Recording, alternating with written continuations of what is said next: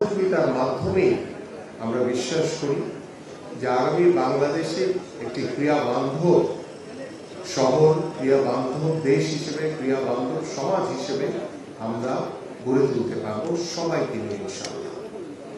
প্রিয় উপস্থিতি, আমি যে বিষয়টি নিয়ে প্রথমেই শুরু করতে চাই যে ক্রিয়া হলে পেশা, পরিবার পাবে ভরসা। এবং আজকের এই ক্রিয়া দিবসের যে প্রতিপাদ্য বিষয়, সেটি আন্তর্জাতিকভাবে এবং দেশীয়ভাবে যে আমরা ক্রিয়াকে একটি সেতু বন্ধনে আবদ্ধ করতে চাই এবং সেই বন্ধনের মাধ্যমে আমরা সকল বাধা বিপত্তিকে অতিক্রম করে আমরা আমাদের কাঙ্ক্ষিত লক্ষ্যে পৌঁছাতে চাই। এবং আমাদের মাননীয় প্রধানমন্ত্রী সময়ের সাথে সাথে দেখা দেয় নিত্য নতুন প্রয়োজন। রেডি থাকতে হয় প্রতি মুহূর্ত। তাই এলো ইনোভার, যেন আপনি লাইফে থাকেন রেডি প্রতিদিন। Innova, designed for now.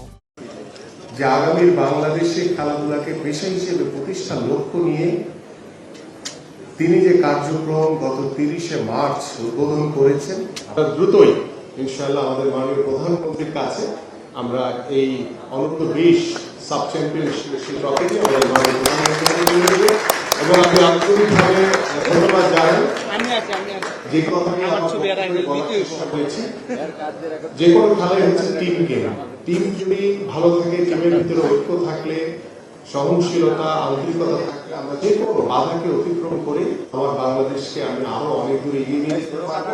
এই বিশ্বাস রয়েছে আমাদের সকল খেলোয়াড়দের ভিতরে থাকবে, আমার সকল অফিসিয়ালদের ভিতরে থাকবে এবং আমার সকল কর্মকর্তাদের ভিতরে থাকবে, এই প্রত্যাশা করি। এবং আমার প্রিয় সাংবাদিক ভাইরা, আপনাদেরকে আন্তরিকভাবে ধন্যবাদ জানাচ্ছি। এবং আমি আজকের এই জাতীয় এবং বিশ্ব ক্রীড়া দিবস এমন একটি দিনে আমরা আমাদের খেলোয়াড়দেরকে সম্মাননা প্রদান করতে পেরেছি, এই জন্য আমার নিজের কাছেও ব্যক্তিগতভাবে ভালো লাগছে।